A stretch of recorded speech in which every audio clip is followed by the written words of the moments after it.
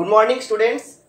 দেখো আজকে আমরা একটি নতুন চ্যাপ্টার শুরু করতে যাচ্ছি, সেটা হচ্ছে ইকোনমি, বাংলায় বলা হয় অর্থনীতি।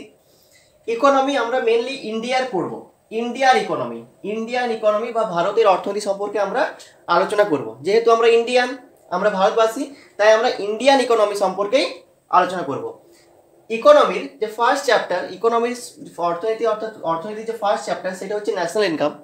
দেখো ন্যাশনাল ইনকাম বা যেটাকে বাংলায় বলা হয় জাতীয় আয়, জাতীয় আয় কী এবং কিভাবে নির্ণয় করা হয় সেটা আমরা জানব। তার আগে আমাদের যে সমস্ত কিছু টার্মস, ঠিক আছে, কিছু আমাদের টার্মস এগুলো আমরা জানতেই হবে, না হলে আমরা ন্যাশনাল ইনকামে পৌঁছাতে পারবো না।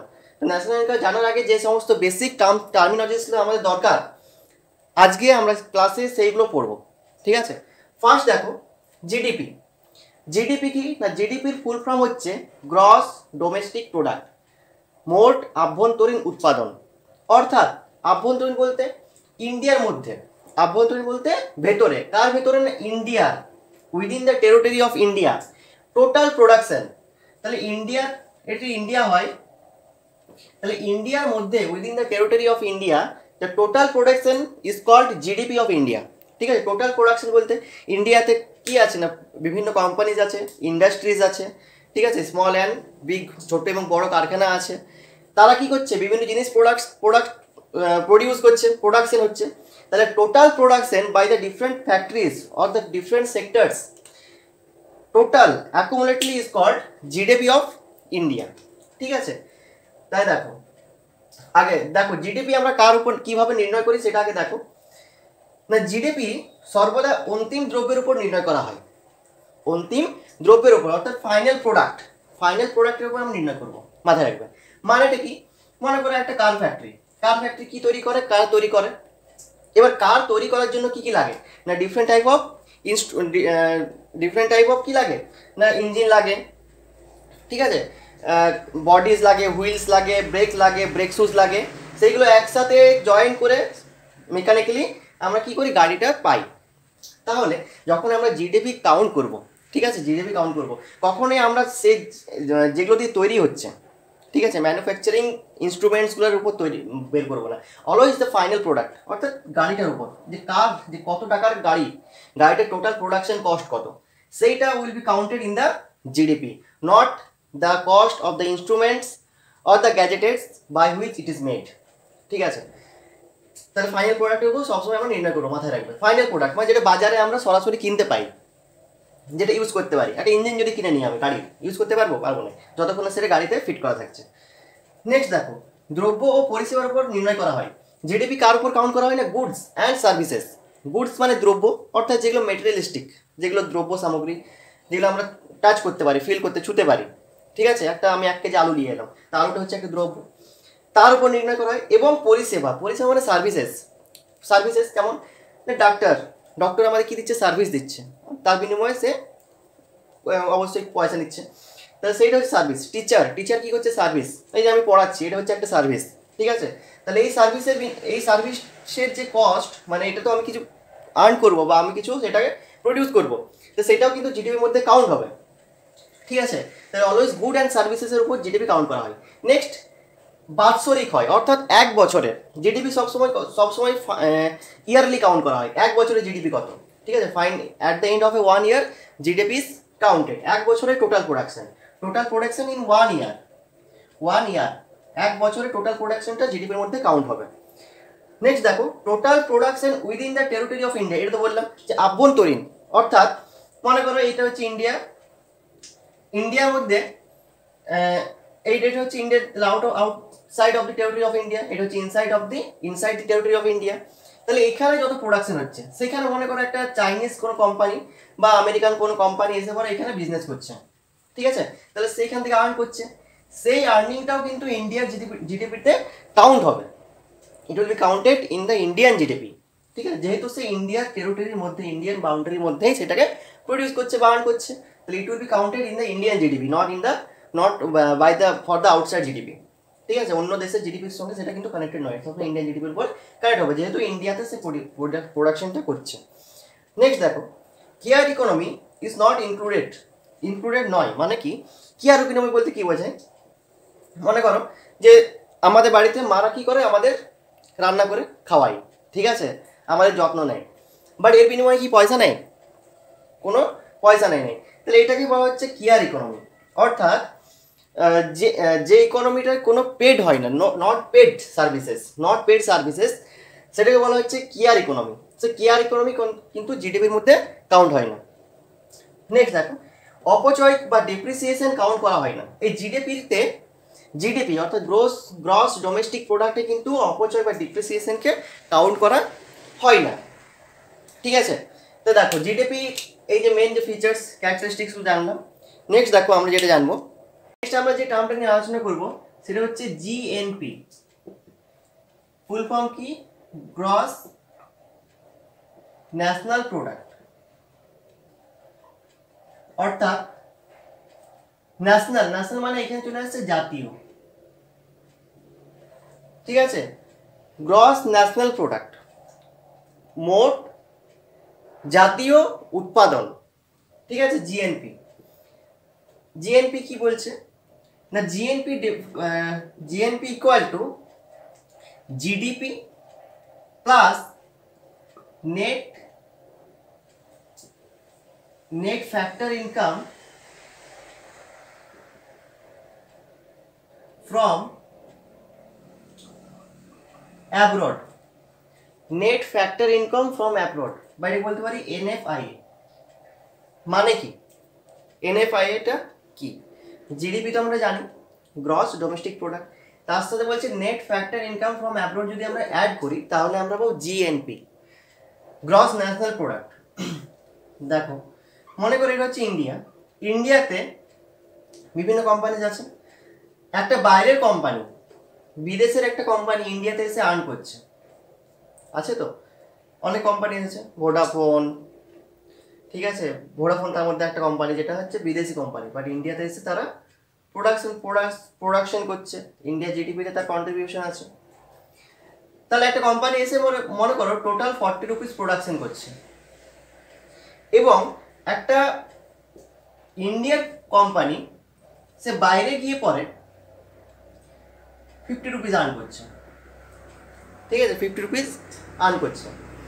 তাহলে এটা হচ্ছে 50 রুপিস, মানে ওদের বিদেশের ইকোনমিতে অ্যাড হচ্ছে, আর এটা ইন্ডিয়ান ইকোনমিতে অ্যাড হচ্ছে।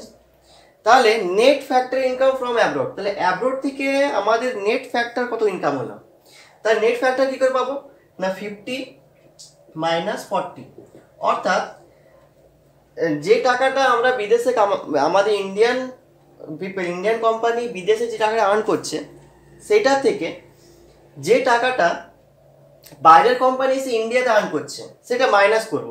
কেন না, এই যে প্রফিটটা আর্ন করবে সেটা তো সে নিয়ে চলে যাবে বিদেশে, ঠিক আছে, এবং ইন্ডিয়ান যে কোম্পানিটা বাইরে আর্ন করছে সে সেই প্রফিটটা নিয়ে আসবে ইন্ডিয়াতে। তাহলে আলটিমেটলি ইন্ডিয়ার কত প্রফিট হলো না, ইন্ডিয়ার প্রফিট হলো 50 মাইনাস 40, অর্থাৎ 10 রুপিস, ঠিক আছে। এটাকেই বলা হচ্ছে net factor income from abroad. তাহলে এখানে দেখো, তার নেট ফ্যাক্টর ইনকাম এখানে পজিটিভ, মানে বেশি ইনকাম করছে, বাইরের কোম্পানিটা ইন্ডিয়াতে এসে যত আর্ন করছে, ইন্ডিয়ান কোম্পানিটা বাইরে গিয়ে পরে তার চেয়ে বেশি আর্ন করছে। তাহলে এখানে কি হবে, জিএনপি ন্যাশনাল যে প্রোডাকশন সেটা জিডিপির চেয়ে বেশি হবে, তার GNP is greater than GDP. কিন্তু যদি উল্টা কেসটা হয় না, বাইরের কোম্পানিটা ইন্ডিয়াতে এসে পরে 40 টাকা আর্ন করছে, কিন্তু ইন্ডিয়ার কোম্পানিটা বাইরে গিয়ে পরে 30 টাকা আর্ন করছে, 30 টাকা আর্ন করছে, তাহলে ইন্ডিয়ার কত প্রফিট না, প্রত্যেকে তো নিজের প্রফিটটা নিজের দেশে নিয়ে চলে যাবে, তাহলে এই 40 টাকা নিয়ে চলে গেল, আর ইন্ডিয়াতে এলো 30 টাকা, তাহলে 30 মাইনাস 40 ইকুয়াল টু মাইনাস 10। তাহলে জিএনপি ইকুয়াল টু কত হবে না, জিডিপি মাইনাস 10, মানে সেক্ষেত্রে কি হবে না, জিএনপিটা জিডিপির চেয়ে কমে যাবে, জিএনপিটা জিডিপির চেয়ে লেস দেন হবে।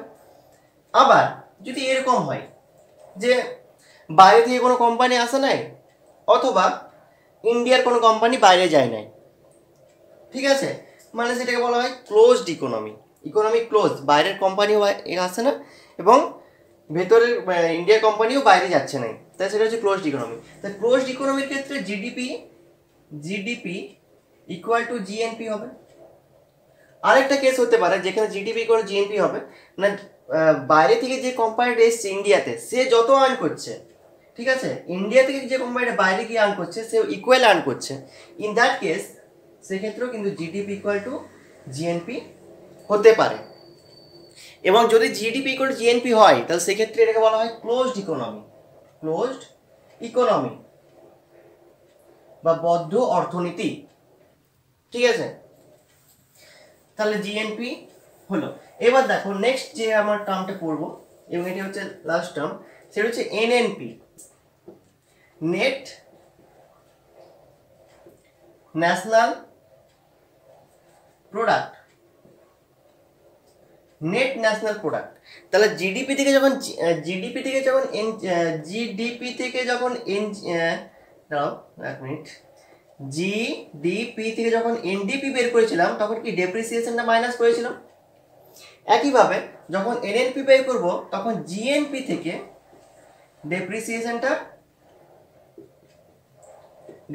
কি করব, মাইনাস করব, অর্থাৎ GNNP equal to GNP minus depreciation, ঠিক আছে। জিএনপি থেকে যদি অপচয়টা বাদ দিই তাহলেই আমি পেয়ে যাব net national product, net national product. দেখো নেট ন্যাশনাল প্রোডাক্ট এটি কিন্তু আমাদের ইম্পর্টেন্ট, এটাই আমরা পড়বো একটু পরে, আবার এটি ইউজ করবো একটু পরে, ঠিক আছে। এখনো কিন্তু ন্যাশনাল কিন্তু আমরা ঢুকি নেই, নেট ন্যাশনাল প্রোডাক্ট। তাই দেখো যে চারটে টার্মস পড়লাম, একটা হচ্ছে জিডিপি, তারপর পড়লাম জিএনপি, তারপর পড়লাম এনডিপি নেট ডোমেস্টিক প্রোডাক্ট, তারপর পড়লাম এনএনপি নেট ন্যাশনাল প্রোডাক্ট। তাহলে জিডিপি থেকে যখন এনডিপি গেলাম, জি থেকে এন, গ্রস থেকে নেট, গ্রস থেকে নেট মানে আলটিমেট থেকে যে পাচ্ছি, তখন ডেপ্রিসিয়েশনটা